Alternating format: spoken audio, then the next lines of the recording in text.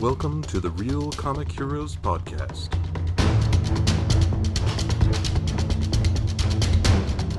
Your adventure into the world of comic book movies starts here.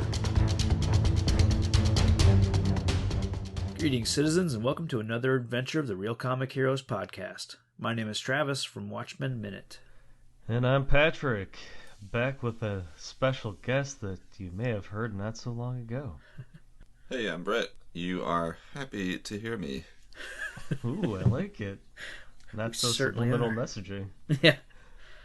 Patrick, I need to let you know, just at the start here, and for our listeners, Brett and I have recently gone to a Renaissance fair, so we have some experience with time travel and going back to the past. So, just if you have any questions about like the experience or whatever. Was it as filthy as it looked in this movie? See them pearly whites?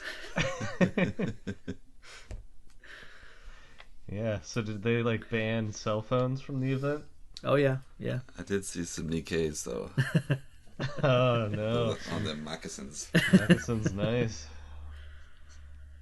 I guess they didn't have moccasins in the Renaissance. What would they have been? Well, they probably had Nikes back then in the Renaissance. They were really cultured. Yeah. Americans were just savages. Yeah. I think Renaissance, did they have toilets yet? I think by that time they had forgotten about toilets.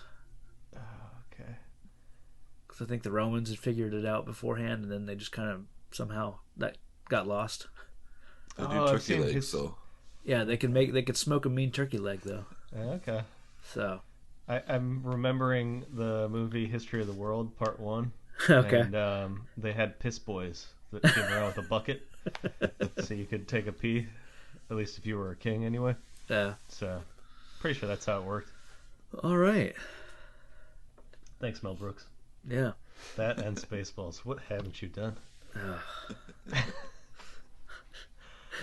Felt good. Yeah. So yeah, that means we're talking about Back to the Future 3. Yeah, this time it's personal. That's right. If you can't tell, I'm pretty sick, so I'll try to distinguish my voice between Brett and Patrick. And that's easy. Travis is the one that sounds like his nose is pinched by a clothespin. Yeah, much like Doc later on in this film. Maybe you need that, some wake-up juice. Some wake-up juice. So yeah, we're here for Back to the Future 3, and much like my feelings towards this movie, the tagline writer kind of mailed it in. We've got one. Well, hit us. That's it? One goddamn tagline? They only had 6 months to market this one before the last one came out, so. And they didn't try too hard. Yeah. It's the third and final. No, I'm just kidding. Okay, let's see. It's not that far off. Jesus. Okay. They've saved the best trip for last, but this time they may have gone too far. That's so awful. That was even hard to read. I was like, wait, what? Where are we going? Okay. So they've gone too far back in time. Yeah. Roughly 100 years according to Marty and Doc. So apparently that's the limit. 30, you're still okay. 100, look out. Yeah. But yep, that's all they had for us. At least that's what IMDb says. Yeah, that's not a great way to kick things off, I guess. But. Yeah. I don't think I was too far off just making fun of it. Yeah. Brett, can you remember your history with Back to the Future 3? Yeah, my stepmother had it on VHS, and so I watched it on Sunday mornings. Yeah. Back in the days of VHS. Nice. So I think it was one of those that I watched a lot, so I grew to not like it as much. Oh, okay. Huh. But having watched it again recently, I appreciate it again, I think. Yeah. I might have seen this one in theater. If I did, I don't have any strong memories of it, but I feel like I have vague memories of maybe seeing it, but we definitely owned it on VHS, and this was one that I watched the most out of the three, for sure. So, yeah, this one's always been my go-to Back to the Future movie. I feel like it's the most kid-friendly. Yeah. More adventure. For sure. But I noticed, like, a lot more language in this one. Watching it this time, I feel like I noticed more, yeah. Yeah, no. This is definitely my least favorite of the three. Yeah. By far. 1 and 2 are pretty much awesome in my book, and then this one's just kind of there. Yeah. It sort of feel, I don't know, the older I've gotten, the less I've liked it, I think. It's just, okay. I can sense the hurry up and finish this damn story already kind of feeling. Yeah. And the third part of this movie kind of depicts that perfectly with the amount of crap they jam into it. The pacing's just all over the place on this, so I think now I'm starting to notice things a bit more. Sure. And it doesn't help that we've just watched the second one, and I'm sure that's how people felt in the theater. Where they're like, wait, didn't we just see part 2? I mean, I kind of think that did help me, like, really? Having just watched it. Yeah, because it starts, exactly where that one left off. So because these movies have like a path they follow, and it's just this one's just going through the motions, I guess I felt like. Yeah. So I don't know. I don't think the time of watching it back to back almost did me any favors, at least in my viewing. That's interesting. Yeah. Yeah. So I think we get a sense of where I'm going to land on this episode. Yeah. That's. I mean, I think I've heard you, say that you didn't love Back to the Future 3 before, but yeah. Hopefully there's some stuff that you did like about it. It's all shit. No, I'm just kidding. There's some good moments. I kind of tend to have to agree, though. It's definitely my least favorite, but there's still some good parts. Yeah. I think just the Doc storyline isn't as fun as the Marty storylines. Yeah. But I kind of like that it's not another Marty storyline. Like, at least it's a little bit different, and even though it does have a lot of parallels, just scenes that are, versions of what we've seen before, like with when Claire comes into the barn and they're trying to hide the time machine stuff, and they have kind of the same type of conversation that Marty had with his mother in the first movie. So it's interesting because watching this and it starts, we see the last 3 minutes of part 2 again, so you mean part we get 1? to see no. Or is it? Well, it's a combination. Yeah, I guess. Yeah, combination, but it's where the second movie left off, with Marty running down the street towards Doc once he does leave, and it didn't strike me in the second movie that I like the idea that when he says that he's back from the future, it makes it sound like he literally just got there, even though he's been in town for like a day. Like, he's been running around on his own little side adventure with 85 Doc and yeah. I didn't understand why Doc fainted though. Like, yeah. You've kind of been dealing with time travel this whole, like, I don't know how many days he had in the first movie, like 2 or 3. So, but isn't 1955 Doc the least privy to what's going on? Like, he has the least understanding of the time travel because it's all new to him because he hasn't invented it yet. Yeah. Like, he's just trying to focus on getting Marty back to 1985 to begin with, not dealing with. It was just weird that he fainted. I don't know. You just saw him go through time. I mean, you should at least know time's kind of, all over the place. He had recently just received a head injury. And a big electrical shock. Yeah. So that's true. I feel like it's just. Yeah. Okay. Let the guy faint. Doc, I swear. It's like he had a glass of whiskey or something. Yeah. I did forget how slow paced the kind of start was. When we go back to Doc's house. That mansion's pretty impressive. Yeah. Yeah, I love that house. Yeah. That's the highlight of Act 1. I think one of the funniest parts in the well, you can see the mind reading machine, like he's messing with that, and then like when he gets scared, when Marty wakes up and he freaks out and he goes against the organ, and then he's like moving up the organ, so the notes are getting higher and higher, and then it just stops. I do like Christopher Lloyd in these parts. He gets to just be a cartoon character. I did notice a little nod to Honey, I Shrunk the Kids with the magnifying glass by the mouth. Oh, okay.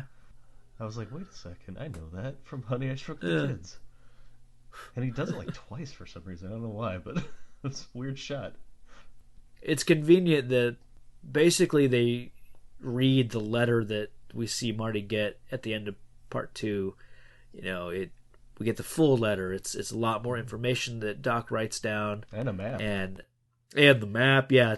It's way more information than we, I guess, realized that was there, at the end of part 2. Yeah, so. I think he only got the cover letter in part 2, so he finally got into the meat of it. Yeah. It was raining. Yeah.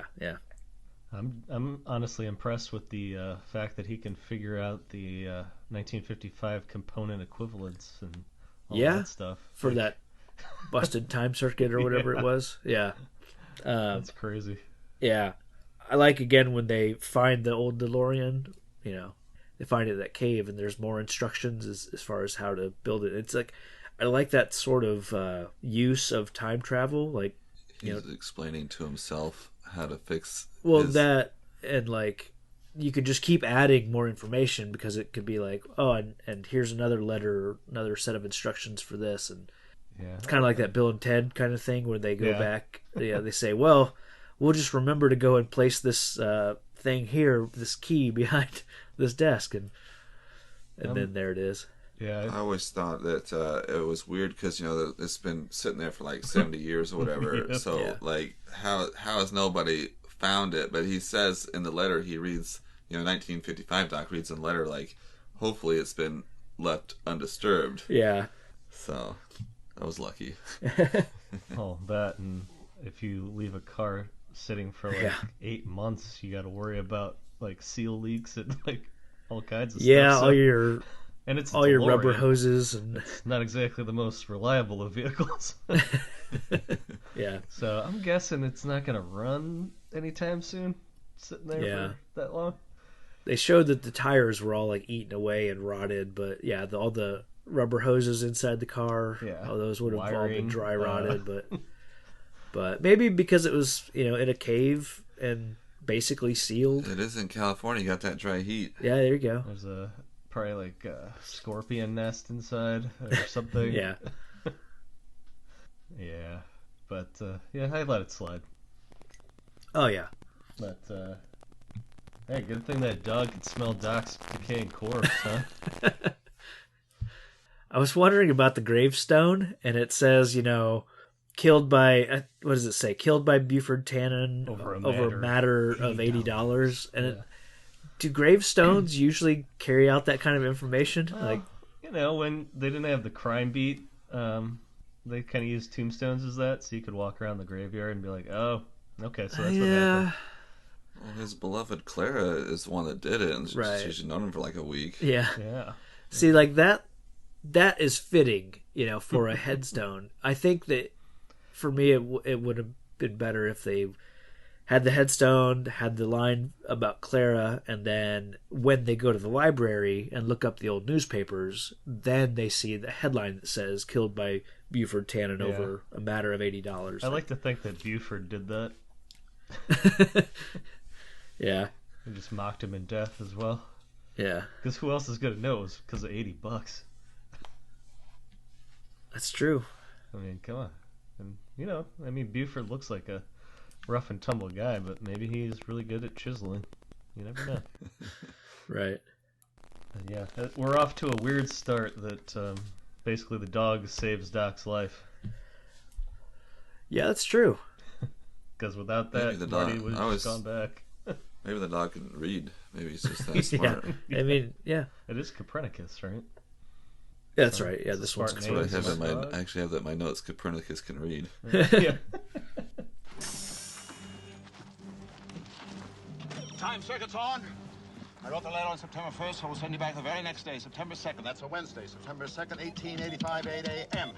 I get shot on Monday the 7th, so you have 5 days to locate me. According to my letter, I'm a blacksmith, so I probably have a shop somewhere.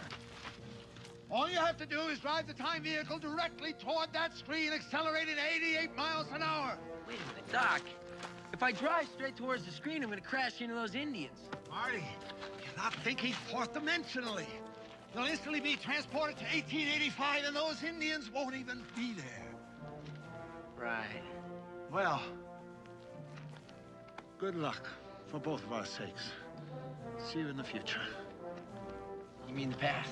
Exactly. I love the scene where they go to this drive-in theater, and get the reveal of Marty in this ridiculous outfit. Never understood that at all.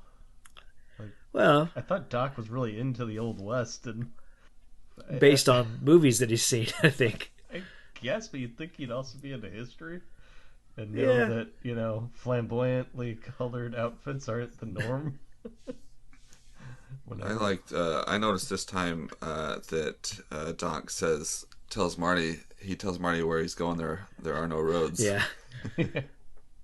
that's a good line. Good call, sort of a callback. Yeah. I noticed I was really impressed when there are very few cuts in this sequence when they're at the drive-in.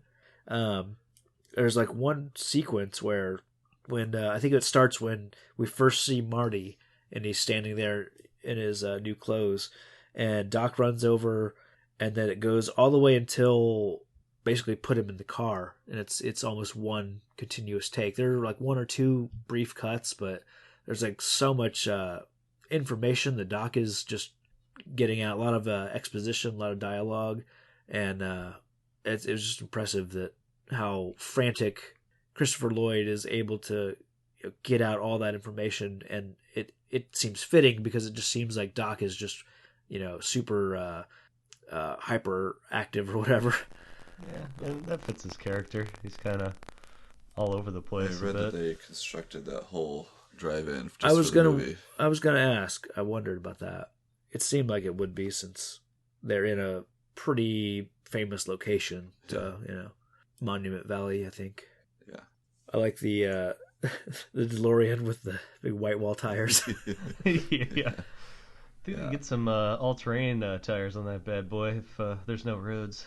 So we were talking about him about to go back in time here, and when he goes back in time, those Indians won't be there. That's right. Did we mention that there's the Clint Eastwood posters for his first couple movies? Were those Clint Eastwood movies? Yeah. Okay. And he's like, right, you haven't heard of him yet. Yeah. I noticed there were movies. I didn't know if he was in those movies or not. I think I read that they are like his first couple of appearances where he was unknown. Nobody. Still. Yeah. Okay, that's cool. Because one of them was almost like a not creature from Black Lagoon, but some type of monster feature, something like that. They actually did ask his permission to use his name in the movie. Yeah, I saw Clint Eastwood's name in the thanks, like at the very end of the credits. The producers would like to thank these people, and it had Michael Jackson and Clint Eastwood were the last two names. The dancing scene. Yeah. Which I never really noticed before until this time, that he's actually kind of singing. Is it Billie Jean? Whatever song, he's kind of like singing like a few words of that song while he does that.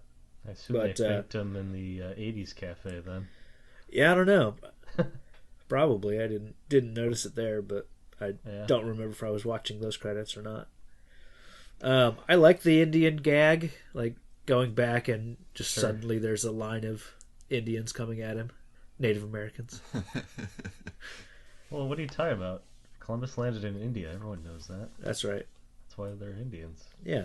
You say Christopher Columbus was a horrible human being and a horrible navigator? How dare you, sir?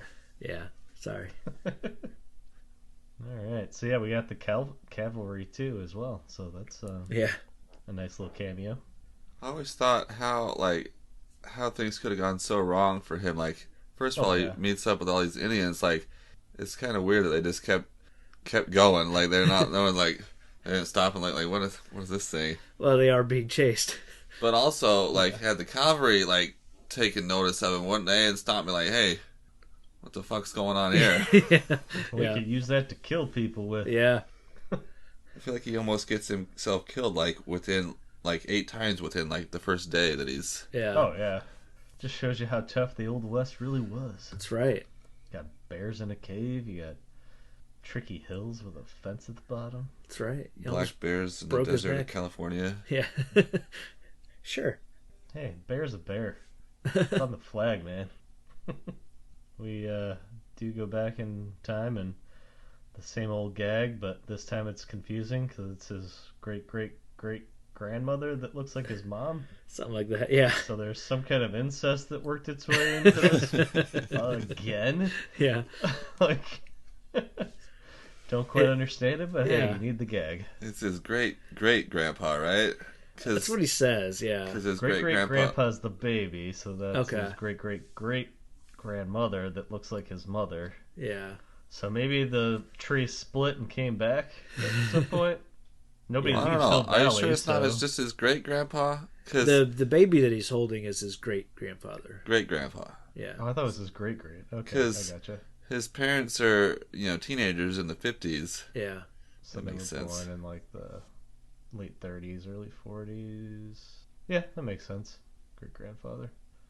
So it forked and then came back together to form the McFlys once again. Okay. I really like Seamus, you know, and every time that I see him, I forget that it's Marty, that it's Michael J. Fox playing Seamus. Like, for some reason, he just reads as his own character, not,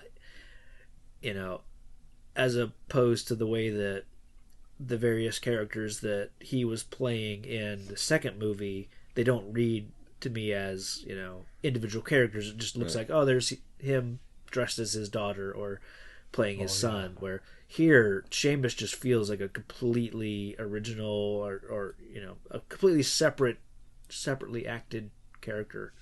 I'll ride or die with Marty Jr. I don't care what you say. Yeah.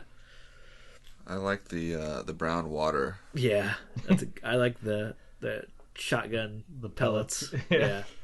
And also the brown ice cube later. Yeah. I remember thinking those pellets were rabbit teeth. Oh. When I was a kid. Yeah. I was just assuming, like, I had no idea what shotgun pellets were, so I just assumed they were rabbit teeth. I like that Maggie, is it? Yeah. She doesn't trust him, but... Yeah. She kind of has that about her throughout the entire movie. Like, she's never really open to Marty. It's weird, because they're all family, and... Yeah. Seamus senses it, but she doesn't. Yeah. Maybe she was like, why do I want to kiss him? Yeah. But I do like that the outfit gets even better with Seamus's hat. Yeah. It's just a deadly combination he's got going there. Yeah. Oof.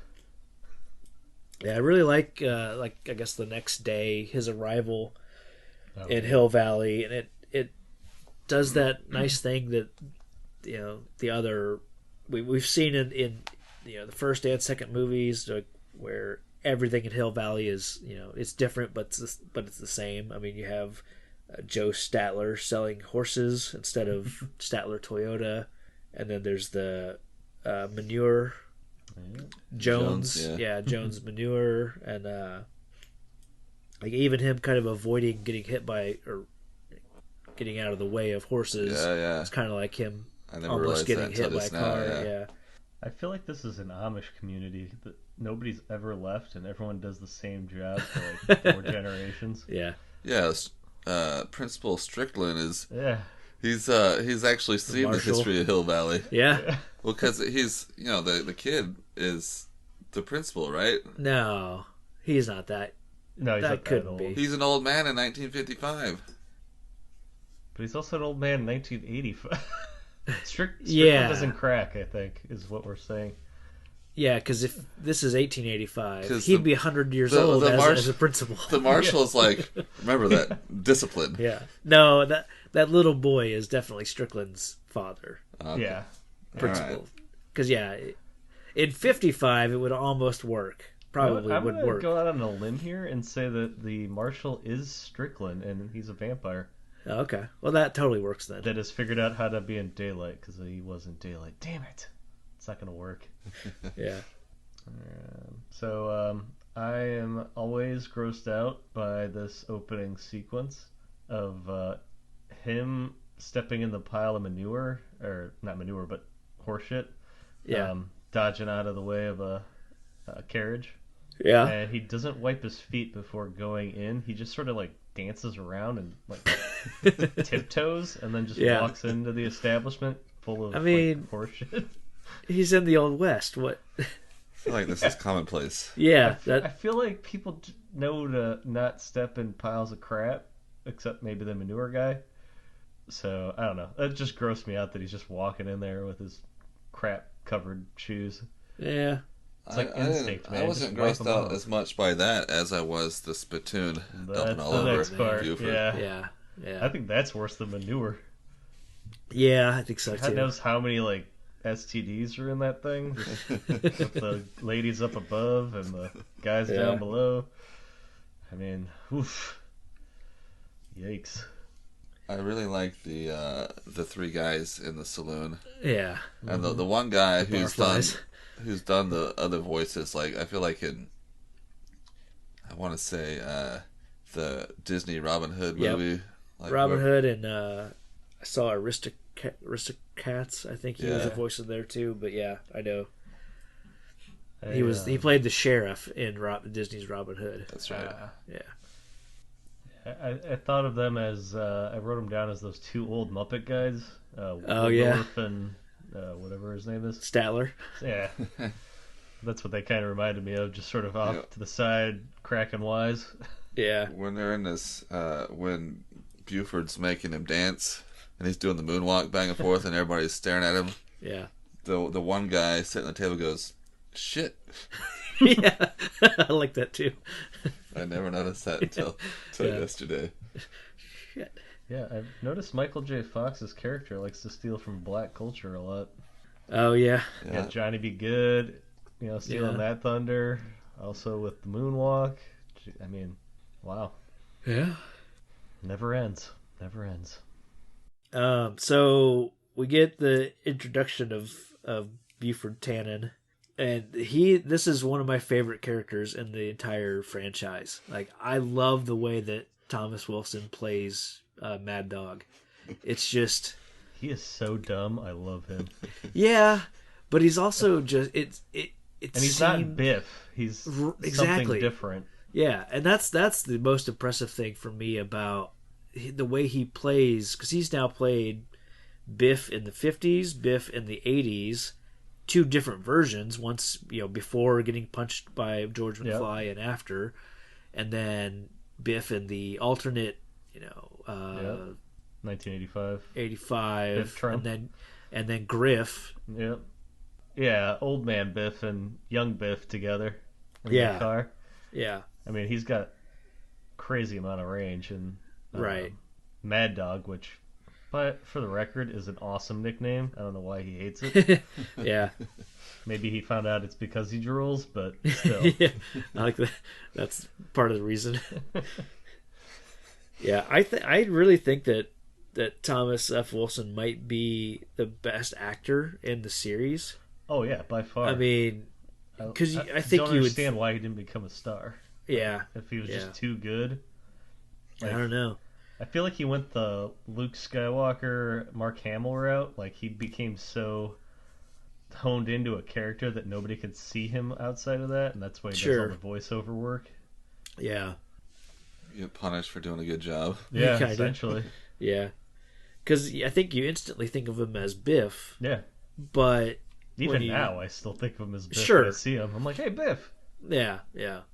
But then, like, when you go a little bit deeper, it's like he played so many different versions and different characters in this one franchise that it's just really impressive. He's in he does voiceover work for a Netflix cartoon by Del Toro, and he's awesome in that as well. He plays a gym teacher. Oh, perfect. I really wish the Tannens in general would just learn to close their mouth when they're around manure. Yeah, that's a legacy. Yeah. Oh, gross. But I like that this escape sequence didn't go well for Marty. Yeah. It actually almost killed him, but Yeah, it's a good setup for meeting Doc. And I 100% thought he was gonna like hop on a small Shetland pony because he's always on like small vehicles as opposed to big vehicles in those chase sequences. Oh, Marty, like skateboard or hoverboard versus a car.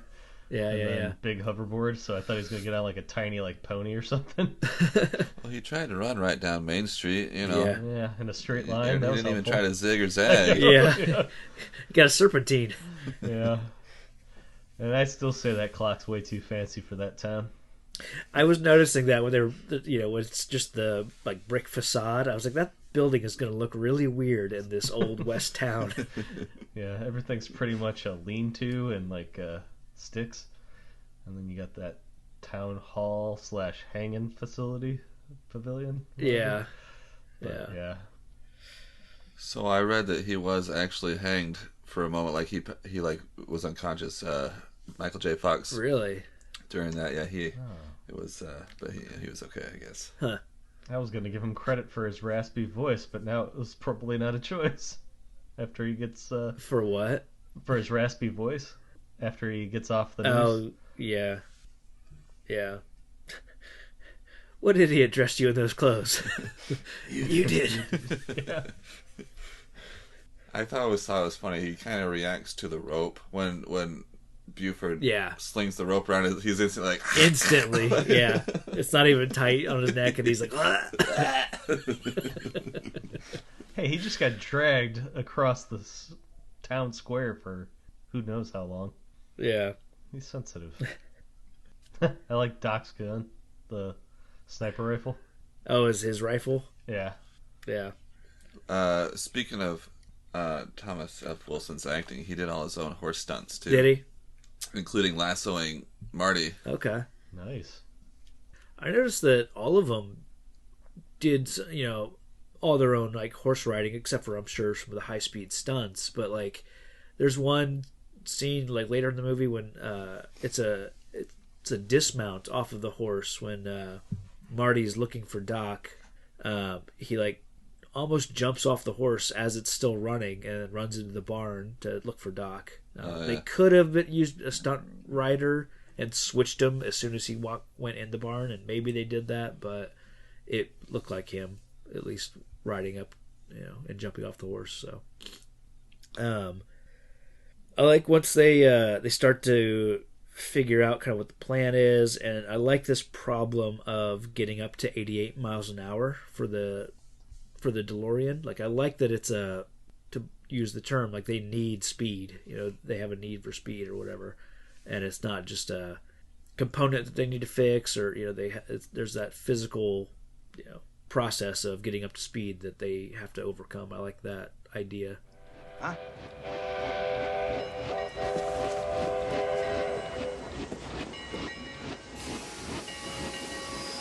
That's it! How fast can she go? Why, I've had her up to 55 myself. I hear that fearless Frank Fargo got one of these up to near 70 out past 30 Junction. Well, you think it's possible to get it up to 90? Ha! 90? Tarnation, son, who never needs to be in such a hurry. Oh, it's just a little bit he and I have, that's all. Theoretically speaking, could it be done? Well, I suppose if you had a straight stretch of track with a level grade, and you weren't hauling no cars behind you, and if you could get the fire hot enough, and I'm talking about hotter than the blazes of hell and damnation itself, then yes, it might be possible to get her up that fast. Tell me, when's the next train come through here? Monday morning at 8 o'clock. Okay, so we lost Patrick. He was shot and killed by Buford Tannen, and they hung his body in the town square for everybody to see. So Brett and I are going to continue on, and let's see. I was just talking about the problem that Marty and Doc have to deal with is getting the DeLorean up to 88 miles an hour, and I know they eventually land on like, wow, we'll wait till the lake freezes. Well, he goes through a bunch of ideas because they got the week. They've got a week before he's supposed to get shot. Yeah. And Doc keeps thinking about ideas that are going to last longer than a week. Yeah. But yeah, like I said, I like that there's a physical problem that they need to fix. It's not just a matter of like getting lightning to, getting that amount of electricity to fuel the time circuits or whatever, like the first one. So. Marty just thinks they need to stop off for some gas. Yeah. So yeah, we're going to fill up. Gas tank drained out. He wasn't very frantic. I would have been trying to find something in the car to cup some gas in, His boots. Yeah, I wonder if they couldn't have just used, like, what else would they have had? Kerosene? For, like... Well, they tried some whiskey. Yeah. We were talking offline about things that we found out, or this thing that I found out, is when they're looking at this map for the ravine, and you apparently you could see Clara, Mary Steenburgen's character, Clara Clayton. You can see her in the background because Doc is supposed to go pick up this new school teacher from the train depot, and while Marty and Doc are there looking at this map, you can see her in the background, and they just completely abandon her. Yeah, like he forgets that he's agreed to do something. Yeah. So essentially, I feel like in this moment he is responsible for the naming of Clayton Ravine, right? Even though he prevents it from happening. Yeah, because she wouldn't have been on her own if he hadn't picked her up. if he held up to his obligations. Yeah. Huh. She is just so goddamn charming in this. Yeah. I thought she was hot. I mean, she's still hot. But... Yeah, she's an attractive lady. No, I really enjoy her in this movie. She just, like I said, so charming, and fits into that. She feels like she's part of that time period. Like she can play, someone from the 1800s really well, really believably. So they get Clara to her house. Yeah. And then they're all googly eyes. Yeah. Which is, she's so attractive, and Mr. Brown is not attractive, and they love each other for some reason.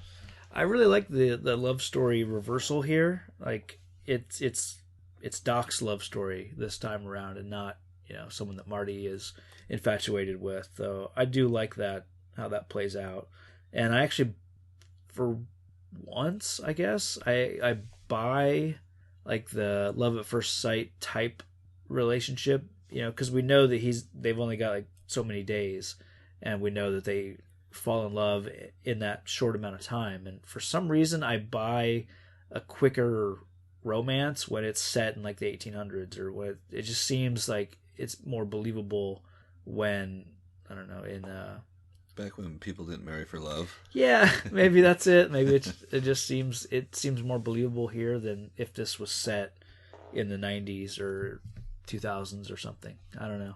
Then we go to the festival. The festival, which I like. This is one of my favorite scenes with Buford when he's dancing with Clara, and he's like, "Yeah, oh, it's so creepy. It's just so disturbing." I always thought so, but this last time I watched it, I thought it was just really funny. Yeah, I was really creeped out by this. It's just the way he's like pawing all over her, and he just looks like his breath must reek, and he's just like close talking, like getting right up in her face. It's effective.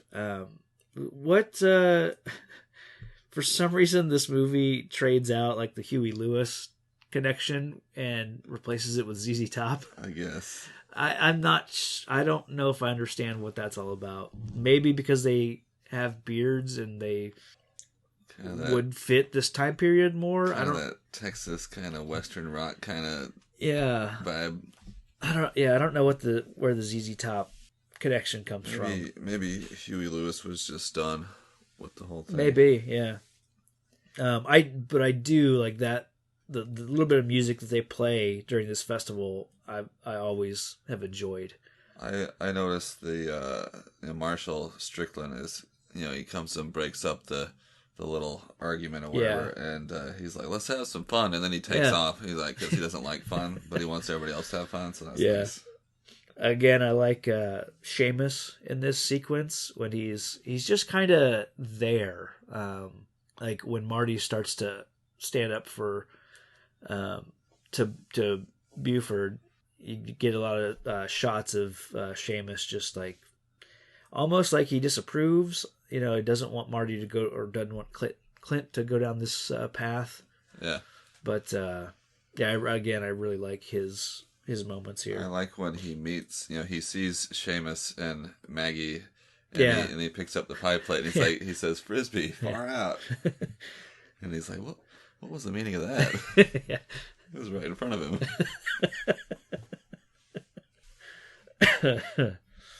I like Marty's, kind of 1985 lingo, and he's like, "Lighten up, jerk." Yeah. And they all look at each other like, "What's he talking about?" With this, and then I think it goes to, we find out that Doc and Clara spend, the evening together. And I think like wrapping up this festival kind of area, and then the Doc and Claire scenes, it kind of feels like the first time I noticed that it feels like we're waiting until Monday to arrive, whereas in part 1 I never got the sense like we have so many days to kill until the dance and the lightning strikes the clock tower. Right. It feels like it's just that night, or I don't know. I know they have a few days to kill, but here it actually feels like there are a few days that they need to, fill between now and Monday when Doc is supposedly supposed to die.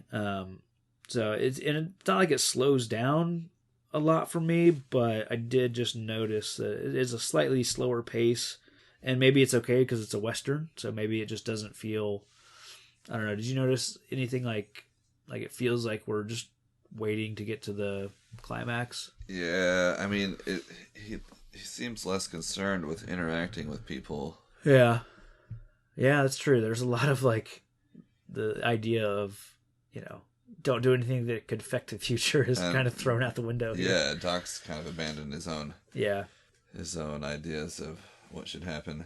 Well, and that's completely like the next scene we get with Marty and Doc when they're unloading the DeLorean onto the tracks, and he's telling Marty that he's going to stay, he loves Clara, he's going to stick around, and it's kind of the complete reversal of the idea of affecting the past and knowing too much about your future, because he started to tell Marty about whenever he gets upset being called chicken, like that's what leads to him getting in that accident. Yeah. So it's like he's telling him about his future, and he kind of already knows a little bit of that anyways, I think. I don't know if did Marty ever experience that in 2015? Because Jennifer knew that he had gotten into an accident because she overheard the conversation. He was stuck in Biff's garage. That's right. Okay. One thing I forgot to point out back in Doc's blacksmith shop, when he's got the model, and it's the crude. He apologizes for the crude model. Yeah. But it's not to scale, but he has time to motorize the windmill. I didn't notice that. That was funny. Like, he's throwing this thing together, and it's not to scale, but let's go ahead and in 1885 get this windmill spinning just for aesthetics. That's good. I never realized that as a kid watching this, I never realized that Doc got laid, or at least that he spent the night with Clara. Because of course the next day they do the walk of shame. Marty wakes up and he's in Doc's place all by himself, and he looks over to Doc's bed, and it hasn't been slept in. So I never really made that connection before. We do get Marty's taxi driver moment now that he has a gun and everything. Yeah. Let's see. Oh yeah, so going back to like when they're unloading the DeLorean, and Doc is saying that he's going to stick around. He's not going back to the future and everything. And I like that that moment doesn't last too long. It's unfortunate that because Marty explains to him, like, you're a scientist, you need to think about the future and everything. And obviously Doc comes around, but that means that he has to go and break Clara's heart, which is always a really, sad moment. Especially when she doesn't believe you. Yeah. I just kind of wonder, like, if Doc were to stay in 1885, like, Marty would definitely not be going back to the same future or same time that he, left, because that Doc would be affecting changes. So it'd kind of be like going back to the present after giving Biff the almanac. That present is changed because of Biff's success. Where here, like, even Doc creating a refrigeration device in 1885, and who knows what else he would come up with. So he might invent electricity, decades before Edison, or not. You know what I mean? Like, he might like start inventing things out of necessity that would completely change America. Yeah, he could have made a lot of money. Yeah. So it's a good thing that Marty kind of brings him back around to seeing straight, because that would just be precisely what he always warned against. So, but then because of a damn woman, it ends up happening anyway. It's a little obvious though that the woman he falls in love with essentially wasn't supposed to have a future. So it makes sense, and it works that by the end of the movie, that she can come with him, because she was supposed to die in that ravine, carriage crash. Although, did he ever tell her that, I wonder? I would think so, after the fact, probably. Yeah. Which that would be a lot to take. Like, I was supposed to die in that, wreck a few days ago, and yeah. Doc! What are you doing? I've lost her, Marty. There's nothing left for me here. All right, that's why you gotta come back with me. Where? Back to the future. Right. Let's get going. Great. Gentlemen, excuse me, but my friend and I have to catch a train. Here's to you, blacksmith. And to the future. Amen. Amen. Helmet, no!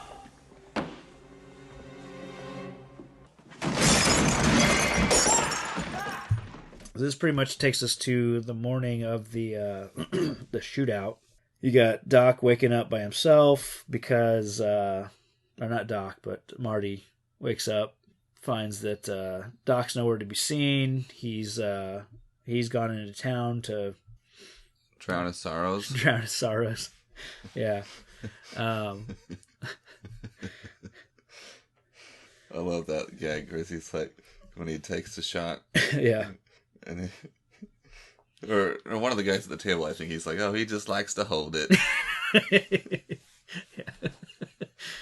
Run for fun. I do like that sequence of Doc being in the bar and just telling everyone about the future. And he's not even drunk. Yeah. And then he takes the shot.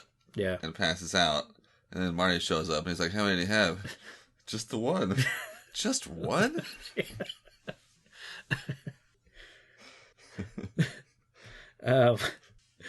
Yeah, then the great sobering up scene. I like the way it's all like everything is happening. And I think this might have been what Patrick was kind of talking about, how he feels like this part of the movie is just crammed full of stuff. It's like too much stuff going on, because you do have, Tannen shows up, so he's outside shouting, and Well, first of all, you got to catch the train. Yeah, you got the train, you got the shootout. He's got Doc's supposed to get shot, but now the beef's with Marty. Yeah. Yeah. You got to They're always cutting these things so damn close. I do like that. That's a great line. Yeah, I just like all of it layered on top of each other because I think it helps build the suspense and just build that, I feel like tension. You can feel it when Marty's like, when he's like fed up with Biff and everything. He's like, yeah, he's an asshole. Yeah, I know. He's like, I don't care. I like that Marty kind of comes around with that because we've seen him now, I don't know how many times, getting into these altercations because of being called yellow or a chicken or a coward or whatever. And this is finally him like accepting that he doesn't have to meet this challenge head on and he can just ignore it. And it really doesn't matter for him because he's just going to drag Clint Eastwood's name through the mud. Exactly. Yeah. That's funny. The sheriff guy is like, Clint Eastwood is a yellow belly. Yeah. The obviously they try to sneak out the back. You guys got a back door to this place? Yeah, in the back. So they sneak out and get spotted by one of Tannen's guys. So a little shootout happens, and Doc gets captured by Tannen's guys, and so Marty has to come out and face Tannen. And of course, you get the call back to when alternate future Biff is watching a Clint Eastwood movie, and they have this scene of him, protecting basically using bulletproof armor. So a nice callback to that, and it totally works here, I think, with this shootout. And I think the punch out, that Marty delivers to Tannen is up there with the same kind of thing happening with George McFly and 50s Biff. Yeah, I think it's up there. Let's not overlook the fact that Buford is a pretty good shot. Yeah, because he hits him right in the heart. We get the manure bit with Tannen, basically the way all Tannen... The ultra green manure. Yeah. I was wondering about that. I've never really seen green manure like that. I've seen, I've been around horses. Maybe those horses in Hill Valley just have an alfalfa-rich diet. Maybe. So I think it basically takes us up to, I think, where Act 3 begins with Doc and Marty having to catch the train, which just essentially is one big stunt sequence. It's one big action set piece. We're a little bit past this, but I like that in this third movie they see the beginning of the clock keeping time, and then the end. In the first movie, of the clock ceasing. That's a good point. Timekeeping. Yeah, that's a good moment. The two of them. I'd read that Doc's mask that he's wearing, like his neckerchief that he uses as a mask, is his. Apparently, in one of the first two movies, he was wearing a shirt that had a train pattern on it. It might have been Doc from the 50s, I think, or it might have been, I think it would have had to have been Doc from the 50s. No, it must have been. No, I'm getting my Docs mixed up because this Doc in 1885 is present day 1985 Doc. But apparently, like his shirt pattern had trains all over it, and that's what he's wearing as a mask. I didn't notice. Yeah, that. Apparently, I didn't catch it either. I just read that, and it's one of those little tiny details that they thought to put in. Yeah, kind of talking about this a little bit earlier, the horse stunts and just the horse riding and jumping on the train. I mean, there are definite sequences. They have that kind of gay embrace when they get onto the train and they fall on top of each other. Yeah, that's fine. Not that there's anything wrong with that. Obviously. No, there's some good moments where you can tell that it's actually the actors, doing the stunt riding and I'm sure jumping onto the train itself is stunt people. But then they have a couple sequences where they're, it's clearly them on top of the train when they're running from car to car. Yeah. So it's to me very impressive anytime you see actors doing kind of stunts like this. I'm always worried about splinters when they jump onto those big logs. Seems like that's just an accident waiting to happen. Yeah. Get one of those in your finger and you just have to... just drives you nuts. Yeah, I think this kind of whole action finale is one of the best action scenes in the franchise, and I think it's helped because we've got this whatever type of fuel that Doc has prepared for this train. You know, they've thrown 3 of these bundles into the furnace that are gonna all explode, kind of like a nitrous kind of system in a Fast and the Furious movie. Like they use it as a burst of speed. There's 3 of them. I think that helps ramp up the tension and the suspense, and especially because you know it's coming. As I mentioned, they're gonna get a burst of acceleration. Yeah. So, yeah, it just helps add to that like excitement. I think with Doc being the one to have to travel from the car to the train, or vice versa. Every time I see him at the front of the locomotive trying to get onto the Lorne, you can tell he's standing like, how the fuck am I going to do this? Yeah. Because it seems like a tall order. It really does, especially going from the back of the car, you know, around with to the gold side. door. Yeah. You don't even have that to like the normal door to hold on to jump in the car, you know, like from the back of the car. Yeah, I mean, there's not much else that happens. I mean, obviously, Clara has she was on the train and overheard the guy that was talking to Doc Brown about it being a woman that he was, you know, so down about. And of course, that guy gets on the train and she overhears him, and she gets off the train, goes after Doc, and of course is like one step behind them the whole time. So she catches up and now is on the train. She sees the model, right? Yeah. Time machine and all that. And also, that's kind of irresponsible of them just to leave all that shit laying around just for people to find. Sure. That can interrupt the time continuum. Yeah. Yeah. So Doc saves Clara from falling off the train, and then kind of that's, you know, it all kind of happens all at once. That's where Marty finally goes back into time, or back, you know, goes through time, and then he glides peacefully across Eastwood Ravine. That's right. I do. That's a nice little joke. It's kind of it's up there with the Twin Pines, Lone Pine sort of thing. And I kind of like that the DeLorean gets destroyed. Like, you know, here at the end where it obviously gets hit by a real train, and yeah, I kind of like that it puts a nice capper to the series, because I'm kind of okay if they never make a Back to the Future movie again. Like, I think it should just exist as this franchise. I agree.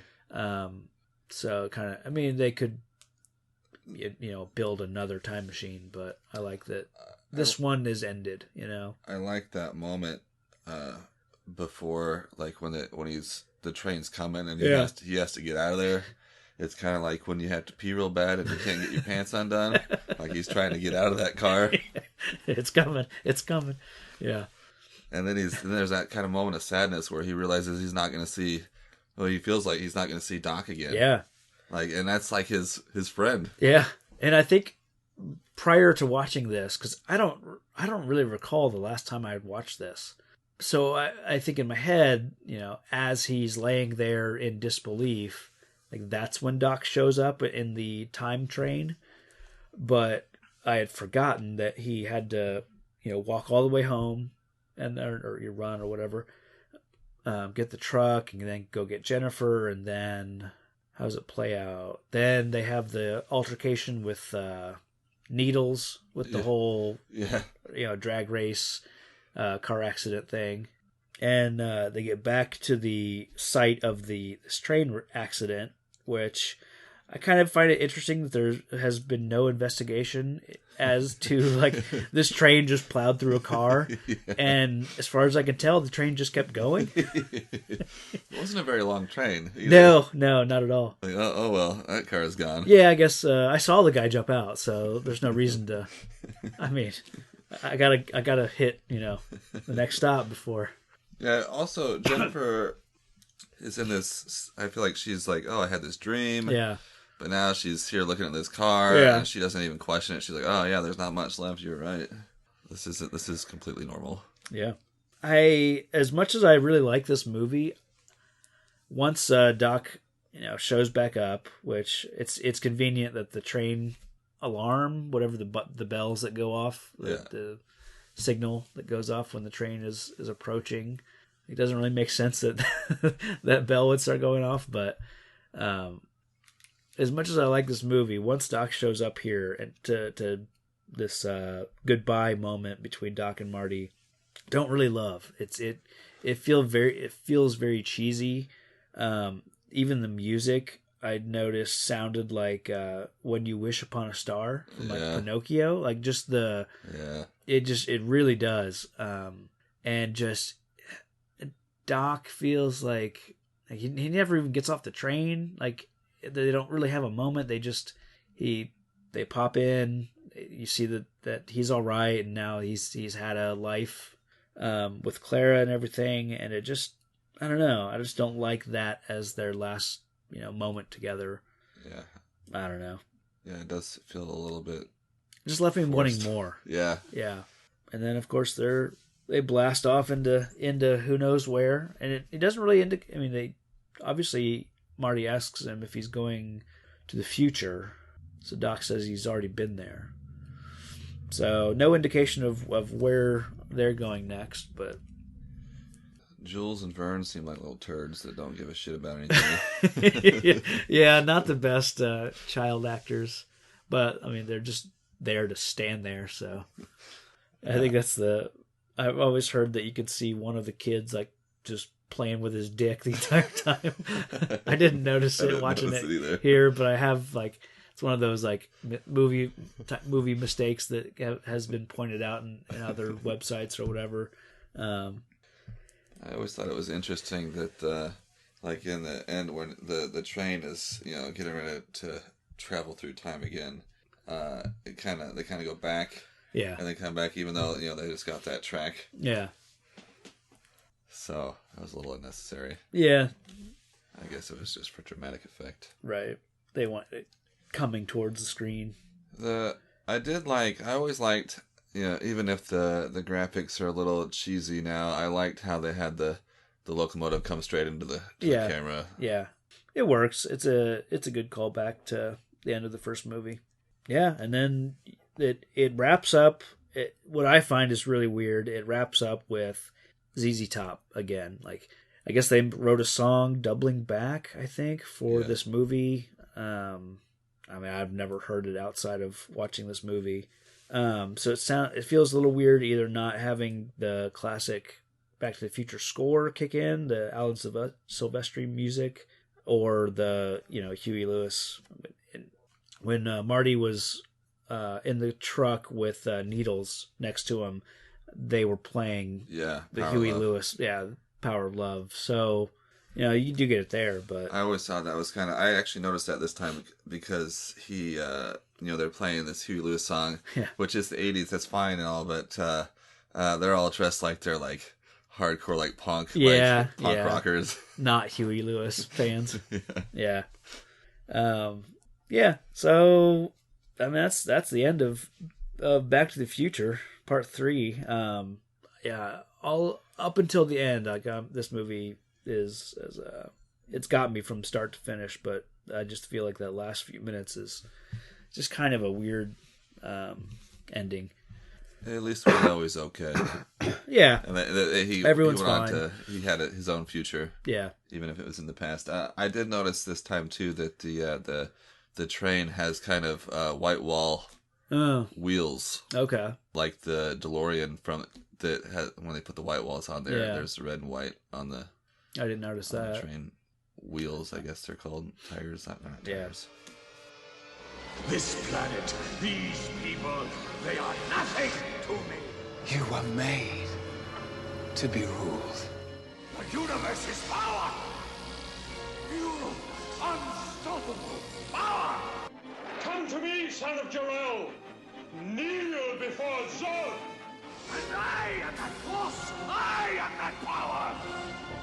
In the end, He will always kneel.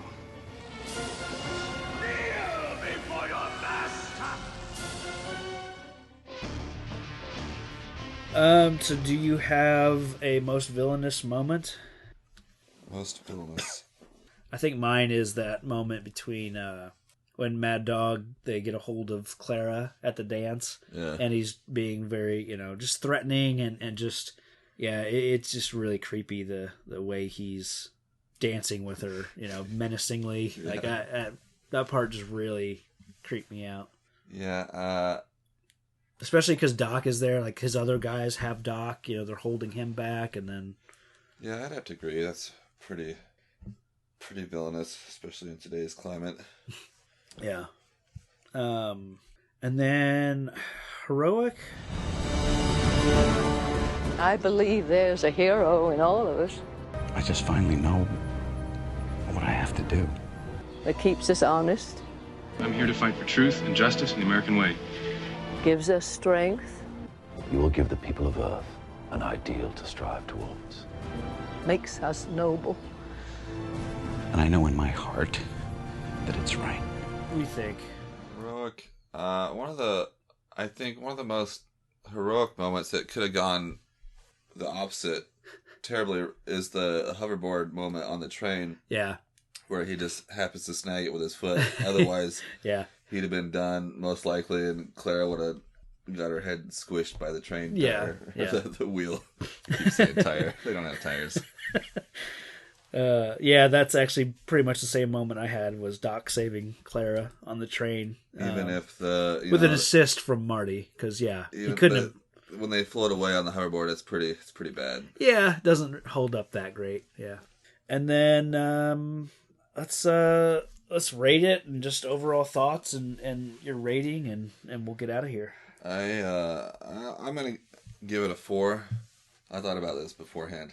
I do like how all 3 movies all tie together. Yeah. And how if there was no credits in between, it could all be one long movie.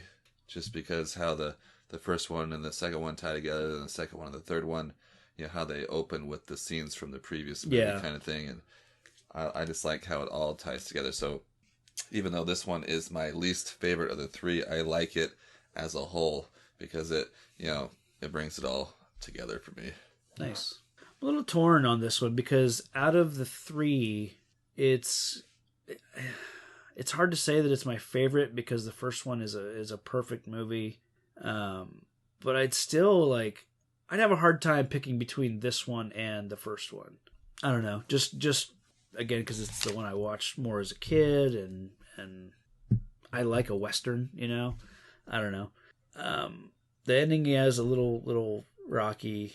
I think it's my favorite of the 3, but I understand it's not necessarily a better movie than certainly than the first one. I think I would give it actually a 4. I think is completely appropriate. The thing I think is the first one is a good standalone movie. Yeah, if you never saw the second or third one, you could watch the first one and have just have the greatest time. Yeah. But I don't think you can watch the second or third one without seeing the first one. That's true. Does this movie work as its own standalone movie? Probably not.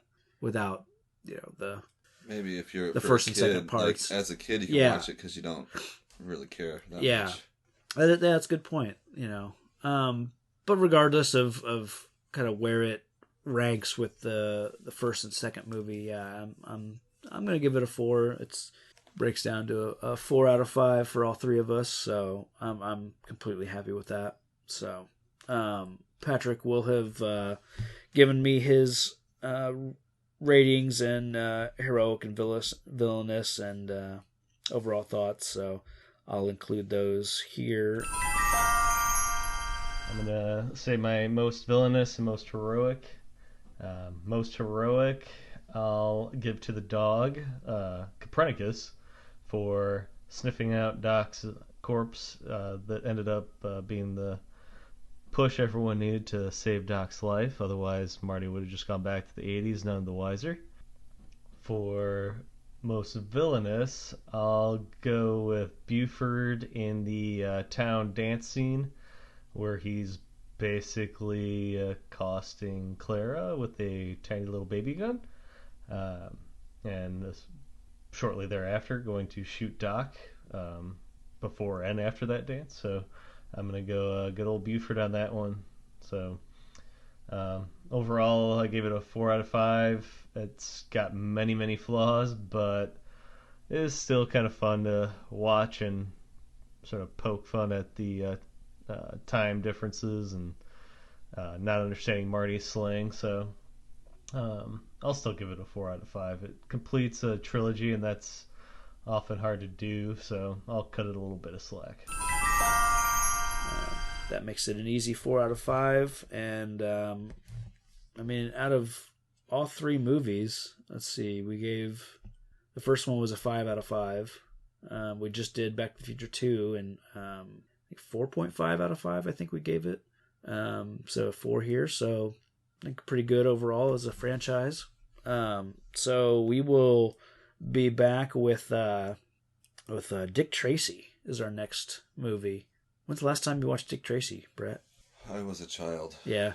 I'd say the early 90s. Yeah. I think I might have watched this once, 10 years ago or more, maybe. Just because I hadn't seen it since I was a kid. I remember being kind of scared of it. Yeah. Some of those characters were kind of creepy. Yeah. So, I think I recalled like the flathead guy. Mm-hmm. Yeah. I don't know. I don't remember liking him very much. Yeah. This will be an interesting one to revisit. So that's what's next for us. And then I've got which HBO is putting out their new Watchmen series. So over on my other show, Watchmen Minute, we are going to be going through that series episode by episode. So check that out if you're interested in the HBO Watchmen series. But until then, Brett, thanks for joining us. No. Thank you for having me. Always a pleasure. And hopefully next time we'll be with Patrick with no audio problems. Until next time, stay safe out there, citizens.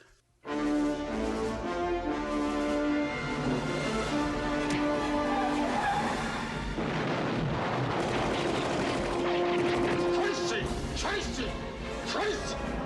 It's like he's reading my mind. Tracy Battles move! I'm taking this bum out of the headlines. I'm rubbing him out. Oh, Tracy, watch out! You think Tracy to me? I say we kill Tracy now. You challenge me, we all go down! Are you gonna arrest me? I want to know who killed Lips Manless. Not the bad, big boy, not the bad! I know, and I'm gonna miss you, but all's fair in love and business. Whose side are you on? Side I'm always on. Mine. All right! What's the word out? This territory is my territory now. Everything he owns, I own! Move in and take your positions. Okay, boys, let's go. And you, guilty of attempting to bribe an officer of the law. She does some nifty undercover work. That Dick Tracy drives you crazy, doesn't he? I want Tracy dead! Tracy, let's go! Good luck. You have just said goodbye to oxygen. Aren't you gonna frisk me? Stupid cop. Tracy?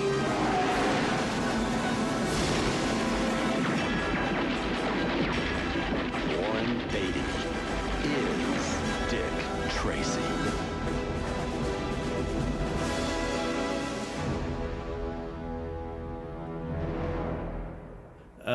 If there are any points you want, you specifically want to us to address, you can text me those if you have anything like any notes that you specifically want to hit. Just make sure you talk about the kid pointing at his junk trying to go pee.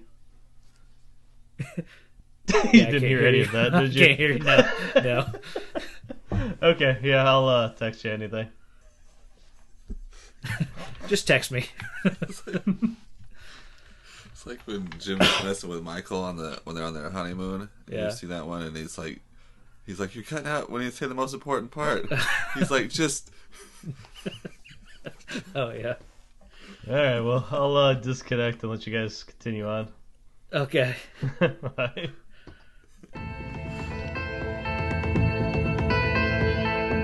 Thanks for listening to the podcast. Find the show on Facebook and Twitter at Real Comic Heroes. All music and audio are the property of their respective creators.